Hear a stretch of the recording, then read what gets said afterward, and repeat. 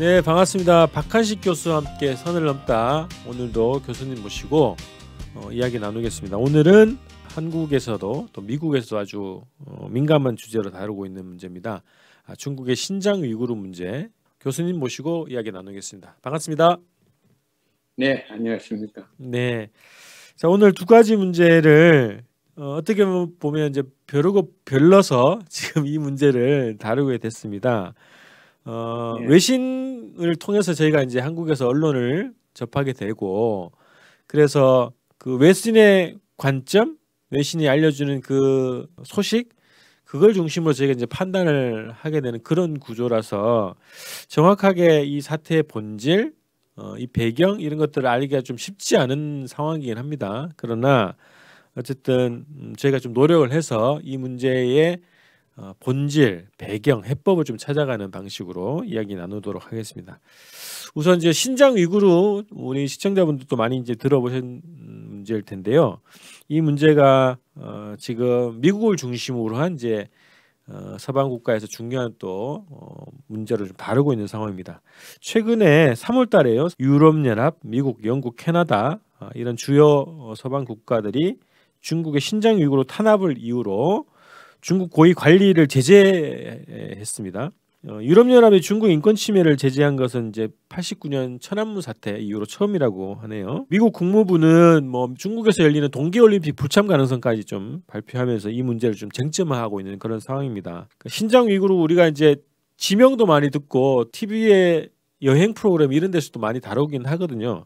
근데 구체적 속사정은 좀 잘 모릅니다. 또 미국이 왜 이 문제를 또 집중적으로 공격을 하는지 그 이유를 좀 모르고 있기 때문에 이 문제 좀 다루려고 하는데요. 신장 위구르가 저도 이제 이렇게 방송 주면서 검색을 좀 해보니까 중국 국토의 한 17% 가량으로 굉장히 큰 지역이더라고요. 인구가 1,100만 명. 또 위구르족 대부분이 또 이슬람교를 또 믿는다고 하죠. 그래서 이 지역의 역사, 중국의 자치구가 된 과정, 요거를 좀 간략하게 좀 설명해 주십시오. 그 간략하게 설명하기가 좀 어렵습니다. 그러나 대략 그 큰 줄거리만 얘기를 하면은 위구르가 살고 있는 지역이 어떤 곳이냐, 그거 우리 전체적으로 알아야 돼요. 중국에서 제일 크고 또 중요한 소수민족 자치구입니다. 소수민족이 중국에 55이 있습니다.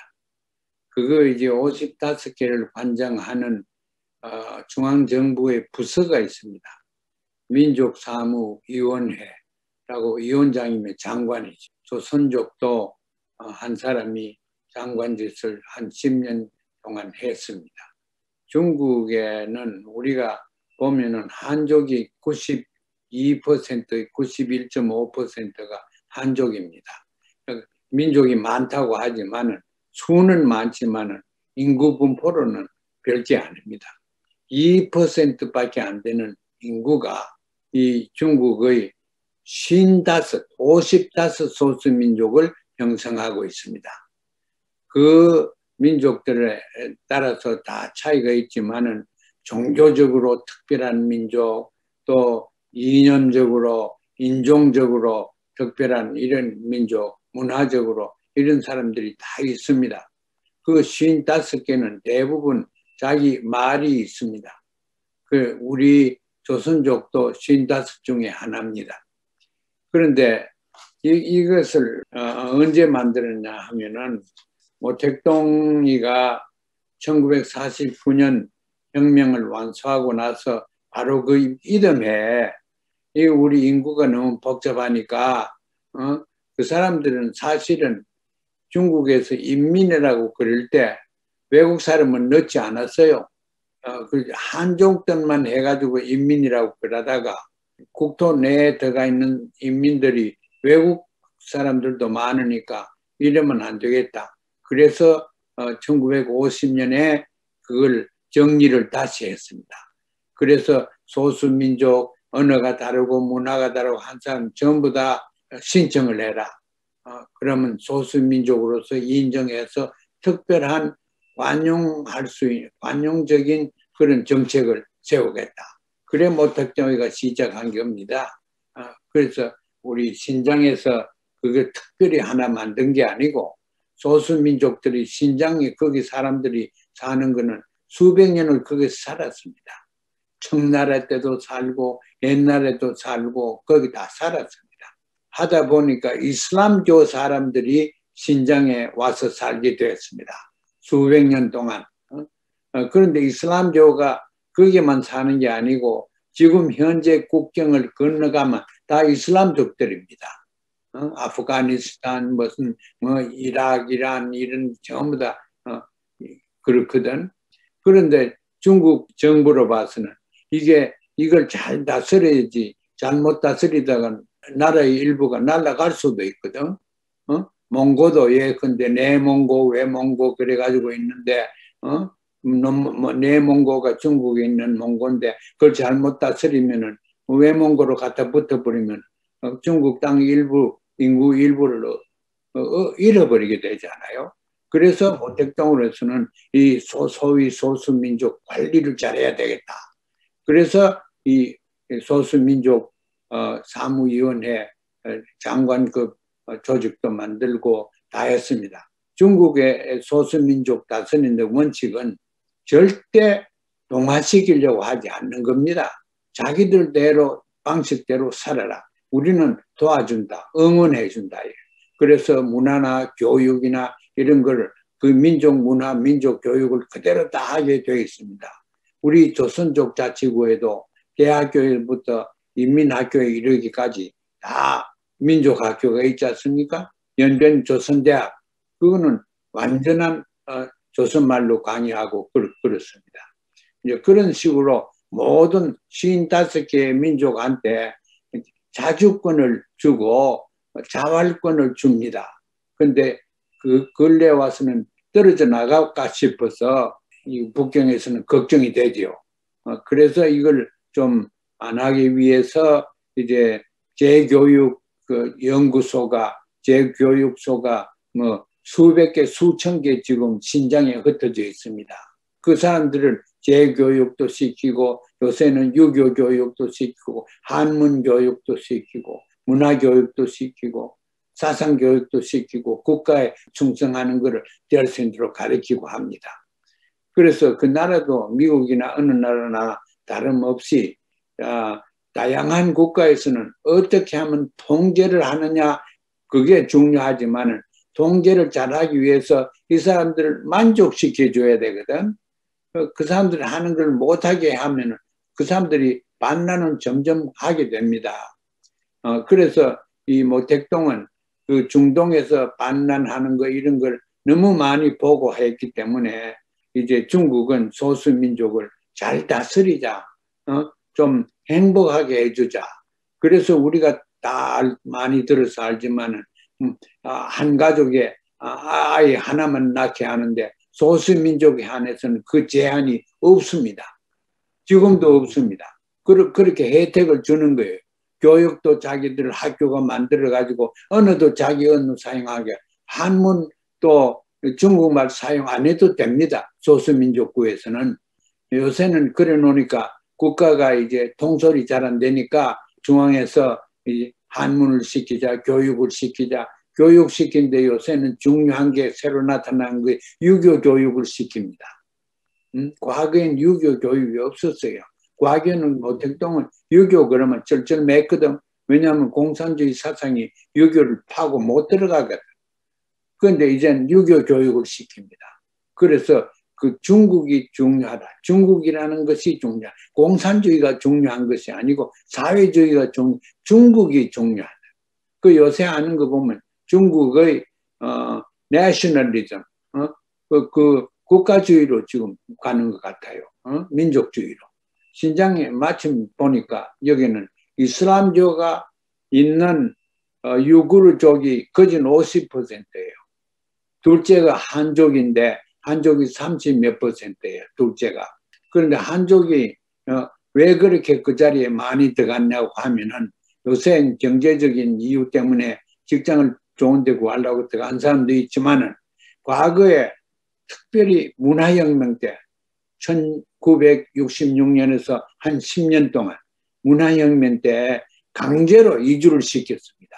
왜냐하면 자치주가 중국에서 떨어져 나가면 안 되니까 강제로 한족을 거기 갖다 많이 넣어놨어요. 그래서 그 새로 들어온 한족들하고 있는 소수민족 사이에 갈등이 항상 있습니다. 그게 중국의 소수민족인데 그 정책이 아직까지도 소수민족을 만족시켜야 되겠다. 소수민족의 욕구, 욕망을 충족시켜야 되겠다. 미국같이 전부 한데 섞어가지고 멜팅 팟, 용광로에 들어가가지고 영어만 배우고 이렇게 하는 그런 건 역효과다. 중국에서는 그렇다. 그래서 하는 것이 소수민족이고 그중에 월등하게 지금 성급으로 되어 있습니다. 성급. 중국의 큰 나라가 성이 22개 있는데 미국 스테이트 주보다도 2배 이상이 하나에 굉장히 큽니다.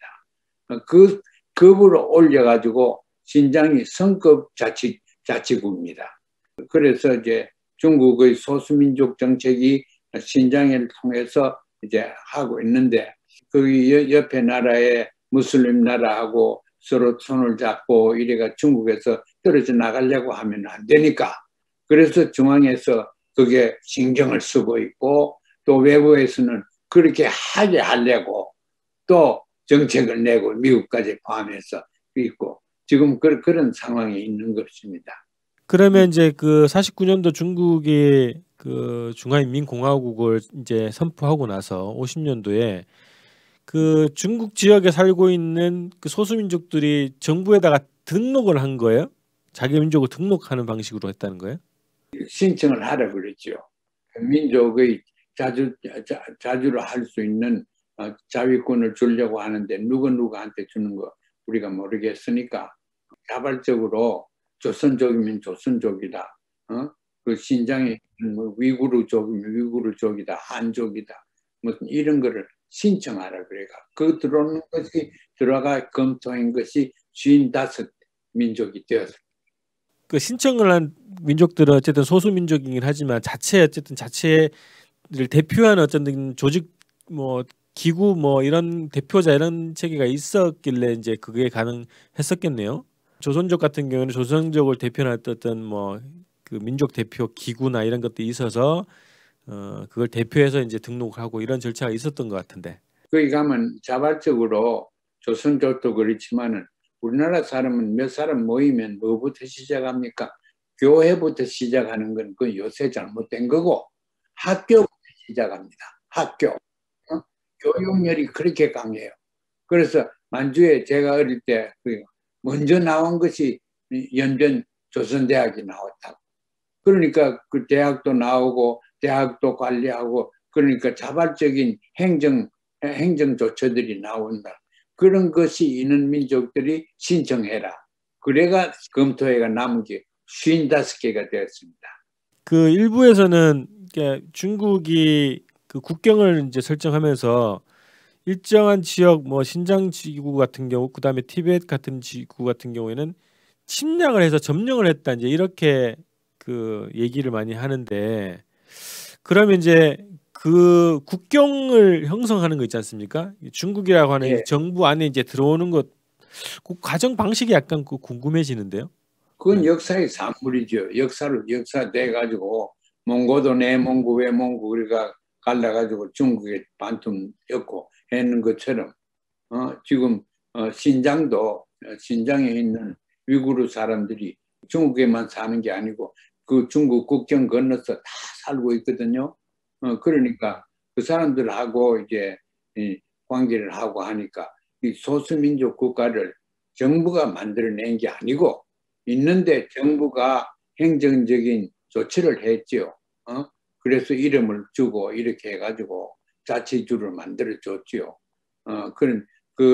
거기 있는 조선족도 마찬가지고 자치주가 되면은 혜택이 금방 있으니까 배급도 낮게 주고 학교 아이들 가는데도 재정적인 그 협력도 많이 해주고 국가에서 소수민족을 그렇게 부양시켰습니다. 지금도 그렇습니다. 그러면 이제 그 중국의 국가 정책적 차원에서 다민족, 다종교 국가라고 볼 수 있겠네요. 중국 자체를. 그렇죠. 다민족, 다종국. 그래서 지금 미국도 다민족 아닙니까? 다민족을 관장하는 행정부처가 없습니다. 거기는 다민족만 관장하는 행정부처가 장관급에 있습니다. 민족사무위원회라고 부릅니다. 그거를. 이제 말씀하신 것 중에 중국의 소수민족 정책에 대해서 이제 일부 좀 이해가 됐고요. 그러면 이제 자치구마다 좀 특색 있게 그 정책을 펴는 것 같은데, 그러면 신장 지구에 대한 중국 정부의 정책 뭐 특징이 어떻게 볼 수 있겠습니까? 그러니까 신장은 이슬람교 때문에 북경으로서는 골칫거리예요. 그래서 이제 그 종교를 관용하지만은 이슬람교에 대해서는 굉장히 감시도 하고 또 프로그램 같은 거를 마음대로 못하게 하지요. 이슬람교는 중국 공산당에 직접적인 도전이 된다고 봅니다. 그 사람들은.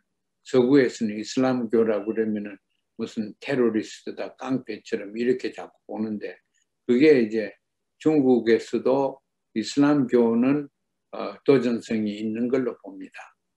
그런데 그걸 이제 잘 다스리기 위해서 이슬람교를 행복하게 해주는 거죠. 종교활동 자체를 막지는 않을 거 아닙니까? 중국에 있는 이슬람교인들이 자기들끼리만 짝짝꿍해가 사는 게 아니고 다른 나라에 있는 이슬람교인들하고 횡적인 연결을 많이 가지고 있습니다. 그래서 다른 나라에 있는 이슬람 국가들이 중국에 대해서 반대하면은 그게 당장 신장에 있는 중국 국민들이 중국에서 반대하는 걸로 됩니다. 그렇기 때문에 중국 북경에서는 신장에 있는 그 사람들을 다스리기 위해서 인접 국가들의 이슬람 종교에 대해서 그 정책을 관용적이랄까 반대적인 그런 정책을 피하는 것이 중국의 입장입니다. 예를 들어서 지금 이스라엘하고 팔레스티니안하고 하는데 중국은 누구 편입니까? 항상 팔레스티니 편이에요. 그게 자기들 신장을 생각하니까 그렇게 해야 돼요. 우리도 마찬가지예요. 자기 나라를 먼저 생각해야 되거든. 중국도 그렇게 하고 중국이 자기가 국내적으로 필요하기 때문에 이슬람을 팔레스티니안을 지지하는 걸로 그렇게 나옵니다. 그 이슬람 국가들과의 외교 관계를 아주 관계를 잘 가져가는 방식으로 해서 국내 문제도 좀 관리하는 방식으로. 그렇지. 자, 그러면 미국이 특히 이제 이 신장 지구에 대한 그 공격 그 소재로 삼고 있는데 그 이유가 뭔가요? 미국이 보는 자기의 국익은 경제적인 국익, 문화적인 국익, 정치적인 국익, 전략적인 국익 이런 게 다 종합적으로 포함됩니다. 그런 종합적으로 보면 신장이라는 것이 굉장히 중요한 존재입니다. 중국을 압력시키는데 신장을 통하면은 신장 사람들이 자기들끼리 집안 사마드로 만들어 놓으면은 미국으로서는 좋지 않아요? 그래서 신장에 신경을 쓰는 거고 안보적인 차원에서 그렇고 경제적으로 신장이 저 옛날에 실크로드 비단길이라 그래가지고 무역도 많이 하고 경제적으로 풍요한 바로 그 길이 신장을 있습니다. 신장을 통합니다. 그게 계속 지금까지 돼서 무역의 아주 중심이 신장입니다. 그러니까 이제 그걸 통해서 경제적인 이득을 챙기려고 하는 게 있고 또 문화적으로도 신장이 있는 종교를 통해서 이슬람 국가들을 접근을 잘해보자 하는 것이 또 미국의 속심에 있습니다. 그 미국이 지금 신장을 공격하는데 지금 바이든 정부에서는 외교에서 두 가지 개념을 어디든가 사용합니다. 하나는 민주화, 하나는 인권이에요. 이 두 개를 사용하는데 신장을 들여다보면서 중국을 공격하는 것도 이 두 가지 가지고 공격을 하는데 이거 듣지도 안 하죠. 이거 먹혀 들어가지는 않습니다. 거기 가서 인권이 뭐 그러면은 중국 사람이 듣습니까? 민주주의 그러면 중국이 듣습니까? 그래서 이제 우리 북한하고 우리가 얘기할 때 하고 이게 연장선에서 우리가 이해를 해야 돼요. 중국도 특별한 사회주의 국가라 어떤 거냐 하는 것을 우리가 연구를 해야 됩니다. 미국이 좀 주동이 되고 또 여타의 이제 그 서방 국가들이 이 신장지구를 문제 삼는 것은 결국은 이제 미국의 대중국 봉쇄 정책, 중국 분열 정책 이런 것들이 연장선이라고 좀 저는 보거든요. 네, 잘 봤어요. 그러면 이제 미국은 뭐 쿼드든 뭐 인도태평양 전략이든 이런 것들을 통해서 대중국 압박 정책을 펴고 있고 거기에서 아까 말씀하셨던 민주주의 인권이라고 하는 그 노선으로 중국을 여러 가지 방식으로 공격을 하는데 그건 미국의 대외 정책이고 대중국 정책인데 그러면 우리 정부는 어떤 외교적 입장, 방침을 가져야 되냐 이 문제에 대해서 좀 말씀해 주시고 정리하겠습니다. 그런데 원칙적인 거 중국이 하는 걸 제가 지지하라는 말은 아닌데 내정은 불간섭하는 게 옳아요. 외교 정책에서 거기에서 소수민족 하나인 신장을 어떻게 요리를 하느냐 북경에서 그건 자기들 문제예요. 심지어서는 대만도 얘기하지 마라. 그거 우리 국내 문제라고 하는 북경인데 그거한테 신장 그렇게 하지 마라. 저거는 신장이 인권이다. 그래가지고 먹혀 들어갑니까? 그거는 분명한 중국의 내정 간섭을 우리가 하게 되는 건데 절대 대한민국은 내정 간섭은 어떨 때 하느냐 하면은 세계 패권을 추구할 때 필요에 따라서 내정 간섭을 합니다. 그런데 대한민국 세계 패권을 추구하는 것이 대한민국의 목적도 아니고 국익을 하기 위해서는 신장하고도 직접 무역하고 이렇게 해야 됩니다. 신장하고 무역하는 게 굉장히 중요합니다. 그러니까 중국은 그렇게 하면 좋아하죠. 자기 나라 일부하고 하니까. 그렇게 하면은 아마 미국은 반대할 거예요. 그러나 반대에도 무릅쓰고 지금 얘기가 나와서 그런데 신장이라는 지방하고 그 주격인 그 자치구하고 무역을 하고 문화 교류를 하는 것이 대한민국 국익에 지금 굉장히 중요합니다. 이게 그 신장 문제와 관련해서는 아주 선명하게 지금 문제가 드러나고 있지는 않거든요. 대한민국하고 뭐 미국 간에 이 문제를 가지고 뭘 하는 것은 없다고 보이는데 지금 이제 쿼드에 뭐 가입해라 이런 얘기 있고 또 대중국 압박 정책에 한국을 자꾸 편입시키려고 하는 그런 큰 이제 움직임은 있지만 신장이라는 소재가 아주 이제 쟁점이 되고 있지는 않아요 현재는. 그런데 교수님 말씀하셨던 것처럼 대중국 또 대신장 관련한 대한민국의 외교적 입장 정책을 어떻게 가져가야 될 것인가에 대해서는 교수님 얘기를 좀 잘 참고를 했으면 좋겠습니다. 무역 신장하고 직접 대한민국 전체하고 하기가 안 되면은 전라도를 시키든가 이래 지방과 지방이 신장이 지방이니까 전라남도 하고 무역을 하든가 이렇게 그런 걸 개발을 해야 됩니다. 과거엔 면하고 무슨 담배고 뭐 이런 농작물이 굉장히 많이 넣고 면화가 많이 나오고 하기 때문에 이제 양복기지가 굉장히 좋은 그 신장에서 나오는 면화 가지고 영국에서 가서 많이 하고 그랬지요. 그런데 그런 거 하다가 이제 요새 공업시대에 와서는 또 지하자원이 많이 나옵니다. 그게 이제 중국에서 제이드라는 그 보석, 그게 그렇게 유명한데, 그게 신장에서 많이 나오고, 루비라는 보석도 거기서 굉장히 많이 나옵니다. 근래에 와서는, 자연 연료, 내추럴 가스, 이게 또 풍부하게 거기서 나옵니다. 그러니까 우리가 내추럴 가스를 다른 데서 비싸게 사지 말고 신장에서 틀림없이 중국 내에 보급을 할 겁니다. 그 대한민국이 하여튼 지혜롭게 말만 하지 말고 행동을 해야 된다고 생각합니다. 이 정부에서. 그 인권운동 하시는 분들이 또 여러 가지 이제 중국 정부의 그 소수민족 정책에 대한 비판을 하는 경우들이 있거든요. 그런 문제들은 또 차후 방송에서 필요할지 좀 다루도록 하고요. 오늘 신장 문제는 이렇게 좀 마무리하도록 하겠습니다. 네. 네, 네, 네. 고맙습니다. 네.